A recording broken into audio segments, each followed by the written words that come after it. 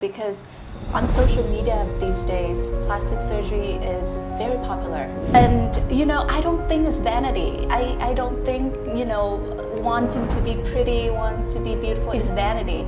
But, we know plastic surgery comes with risk, especially body reconstruction. Actually looking for a doctor that can go beyond in the sense that his knowledge is not only restricted to plastic surgery, as well as the ability to pursue the latest technology, because technology in cosmetic surgery seems very to be important. Yes. Yeah. So when I come over here, definitely risk of not waking up. People always think of the worst when they are going through a surgery. And the symptoms, as you said, back pain, especially low back pain. Yeah, and another thing that I realized too, now that I were to recall back, is that when you are standing, right, you realize that your center of gravity is always pulled forward. You can't really balance as well, so you are unwell. It's very important that you treat yourself. Okay, self-care is very important. Self-love also.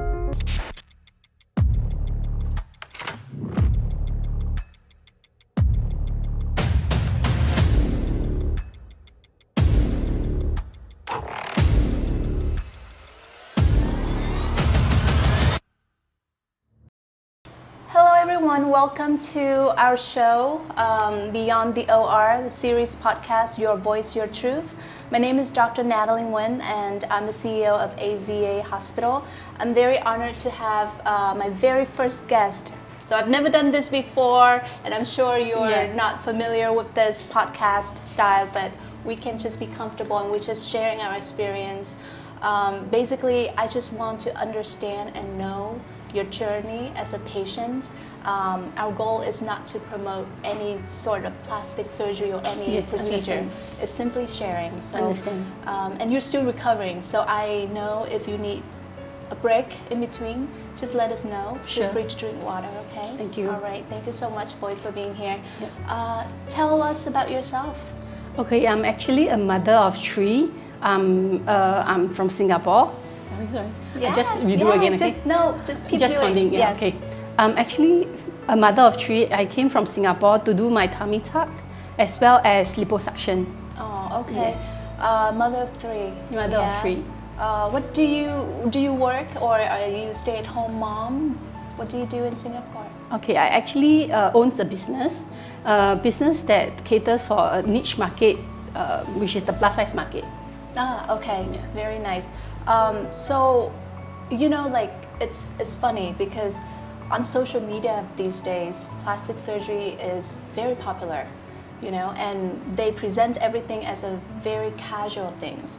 But we understand plastic surgery, especially body reconstruction, comes with risk, right? Yeah. And usually the drive force to make somebody who wants to take that leap to change yourself is either passion or some sort of unhappiness with the current situation. So can you tell us what makes you decide to embark on this journey of beautifying yourself? Basically, I believe everybody likes to look pretty. Okay, vanity is definitely something that it's in everybody. So for me, I also like to look pretty. Even though I'm advocating like plus size, it's okay to be comfortable with your body. However, it's still very important for us to accept your own body in the way that you want to. For example, even if you do things that you to reconstruct your body, it could be. It's okay, keep going. I like it. No, I really understand it. And I don't think it's vanity. I don't think wanting to be pretty, wanting to be beautiful is vanity. I think it should be. We are women. We should be pretty. We should be do things to make us pretty. Okay, wait, let me start again. Okay, we just continue. No worries. Be comfortable. Okay, be comfortable. So the question is again. So the question is, social media makes plastic surgery look so casual these days. But we know plastic surgery comes with risk, especially body reconstruction. So we just want to know what makes you want to embark on this cosmetic surgery journey. Yeah. Okay, so basically, right, this time around when I'm here, I actually fix up my DR, which is bothering me a lot. So I actually loses the ability to be a mother because of the frequent backaches and etc. So for me, I feel that this time around when I came over, I wanted to fix up my Diastasis Recti, and in the same time, I want to achieve a better body since, like, you know, it can be done together, why not? Yeah, so I think that everybody has this desire to look better, which I don't think that is a problem and it's a issue to anyone.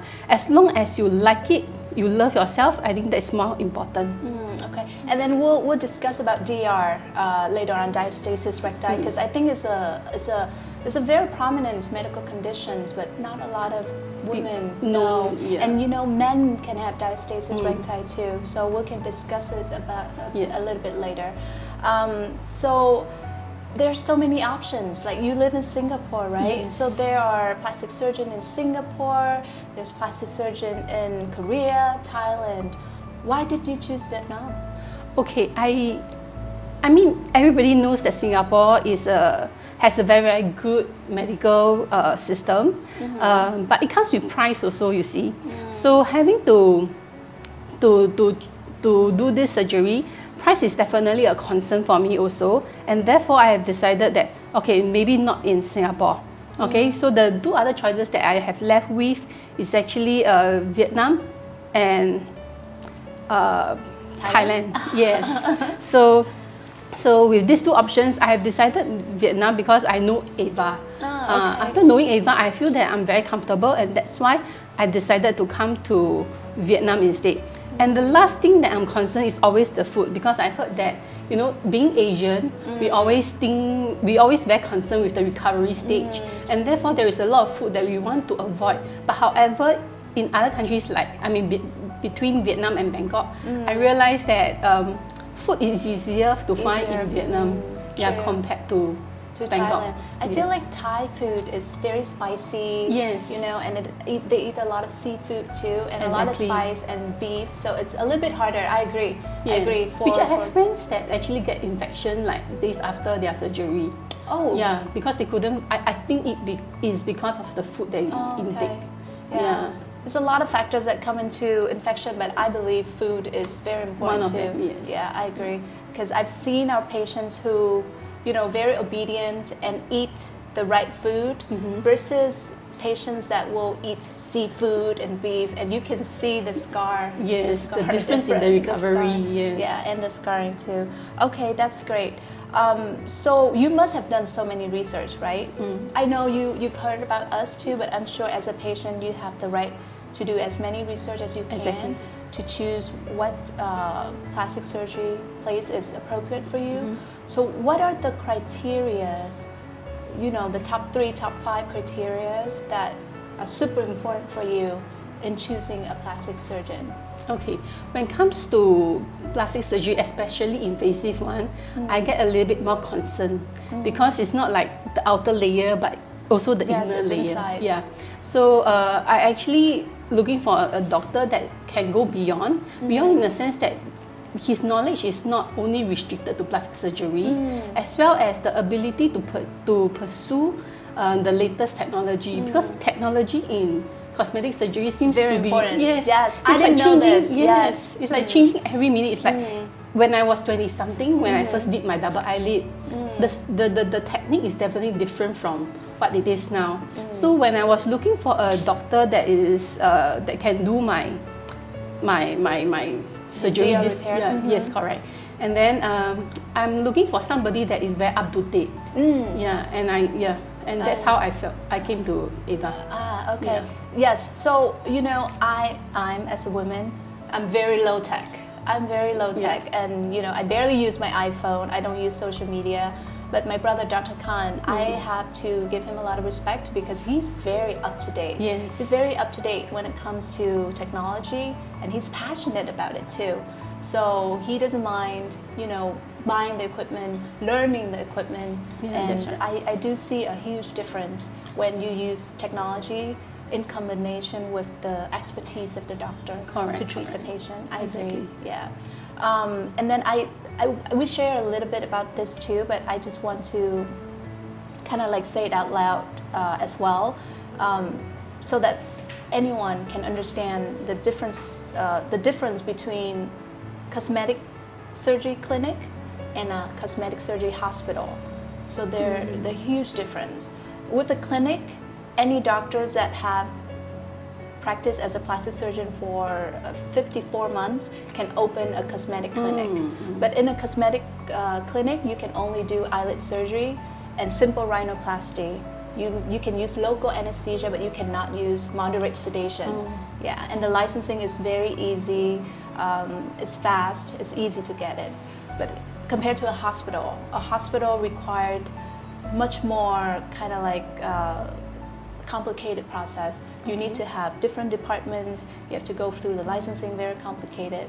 So I know you got into that issue before too, when you go to a plastic surgeon and then they will go to different hospital to rent the operating room, right? So that's very different from a plastic surgeon who has his own hospital. Okay, good to know. So let me go into my cheat book because I forgot. Okay. This is a very good question. Were there any worries prior to you coming to Vietnam? Any moments that you just tell yourself, let's not do it, let's run away? Okay, I'm a person that, if I want to do something, I will just make a decision. I'm very straightforward. So when I come over here, definitely risk of not waking up. People always, think of the worst when they are going through a surgery. But however, I feel that after explanations from the doctors, I feel very comfort and very secure, and that's why I have never thought of not doing it. Yeah, even to the point of time when I'm stepping into the OR, I feel very comfortable because I know that I'm taken care of.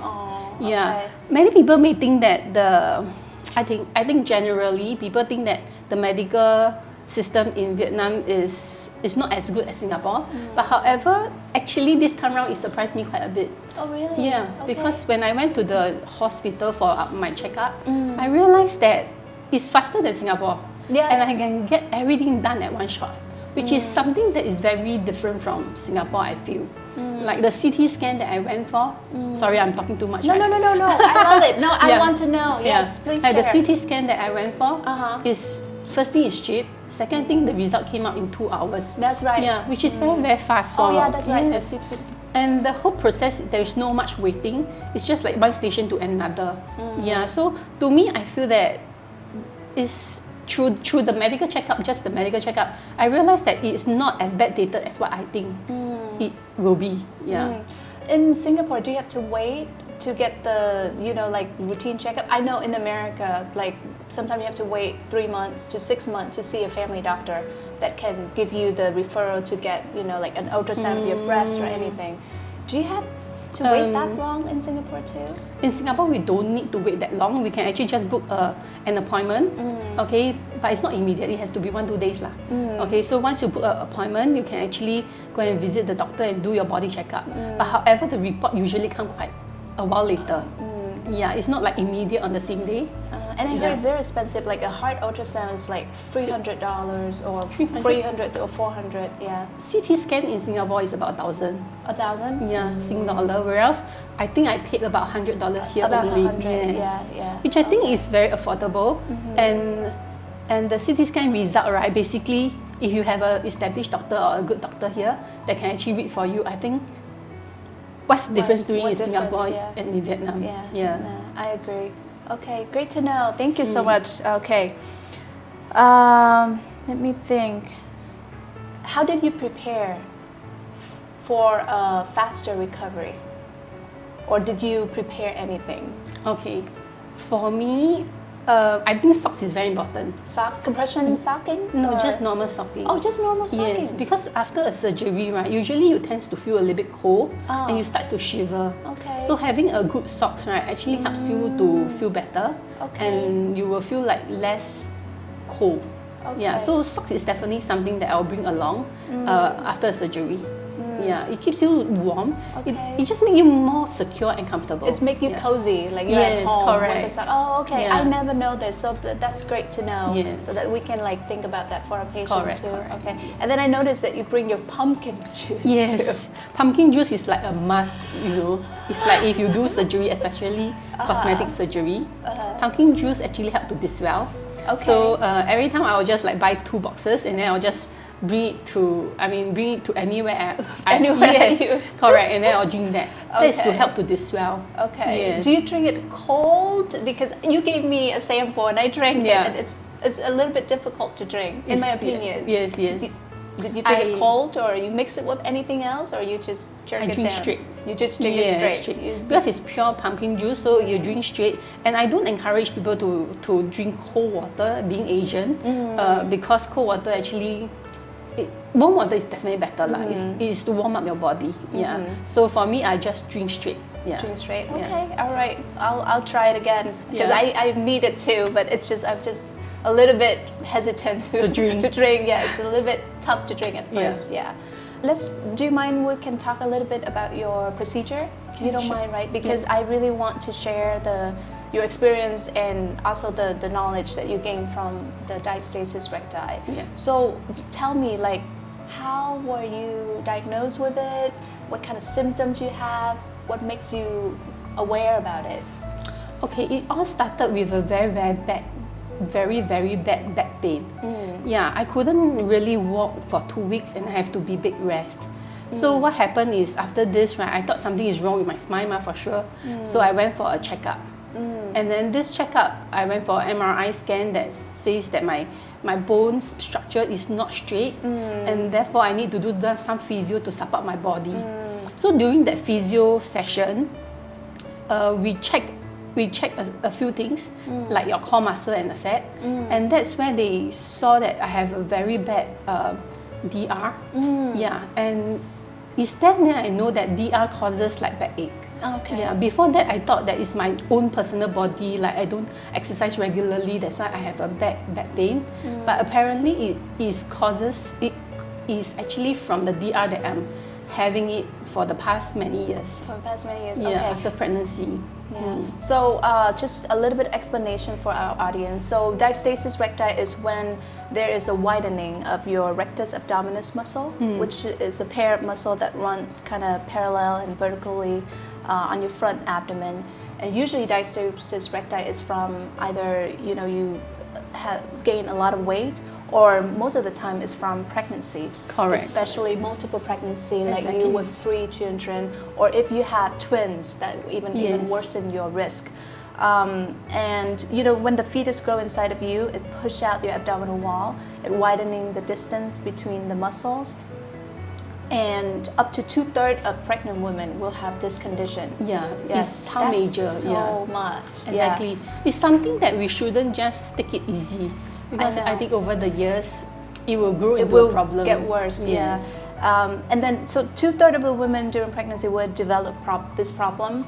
40% of them will remain to have diastasis recti postpartum.